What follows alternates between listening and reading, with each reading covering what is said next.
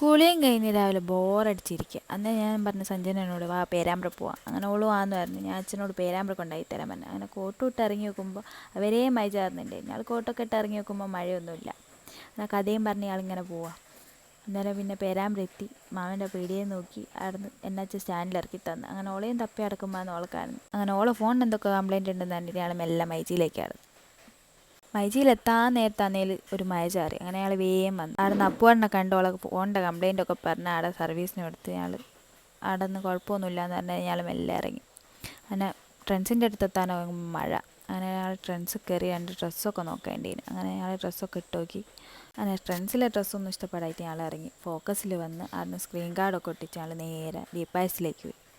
അവിടുന്ന് ഷവർമ്മയ്ക്ക് ഓർഡറും ചെയ്ത് ഞങ്ങളിങ്ങനെ കുറച്ച് ഫോട്ടോയും വീഡിയോ ഒക്കെ എടുത്ത് ഞങ്ങളെ കോപ്രായൊക്കെ കഴിഞ്ഞ് നിൽക്കുമ്പോൾ അന്ന് ഷവർമ്മ വരുന്നു. അങ്ങനെ അതും തിന്ന് മെല്ലെ ആൾ ഇറങ്ങി. അവിടെ നിന്ന് ഓള് പറഞ്ഞ് എൻ്റെ ബേക്കിൽ നിന്നുള്ള വീഡിയോ എടുക്കും. അങ്ങനെ ഞാൻ അതും എടുത്ത് ഞങ്ങൾ ബില്ലും കൊടുത്ത് മെല്ലെ അവിടെ നിന്ന് ഇറങ്ങി. അങ്ങനെ കുറച്ച് പൂവ് വാങ്ങാനുണ്ടായിരുന്നു. അവിടെ നിന്ന് പൂവും നോക്കി കുറച്ച് പൂവൊക്കെ വാങ്ങി ഞങ്ങൾ ഇറങ്ങി. അങ്ങനെ ഞങ്ങൾ സ്റ്റാൻഡിലേക്ക് നടക്കുമ്പോൾ അന്ന് അഭിനവിനൊക്കെ ക്യാമറ ഉണ്ടാരെ ഓടി. അങ്ങനെ ഞങ്ങൾ സിത്താരേച്ചിൻ്റെ അടുത്ത് കയറി കുറച്ച് ഫാൻസി വാങ്ങേണ്ടിയിരുന്നു. അതും വാങ്ങി. അങ്ങനെ ഞാൻ എൻ്റെ ബസ്സിലും കയറി ഓളോളെ ബസ്സിലും കയറി. കൂത്താളി എത്തിയാനായിരുന്നു ഞാൻ നൈനൂനെ വിളിച്ചേമ്പാടും വേഗം വന്നിക്ക്. അങ്ങനെ ഓൻ പറഞ്ഞു ക്യാമറ ഉണ്ടേമ്പാട് ചേച്ചി എപ്പോഴേന്നുള്ള കുറവാക്കാറ്. അങ്ങനെ ഞങ്ങൾ വീട്ടിലെത്തി. ഇന്നത്തെ വ്ളോഗും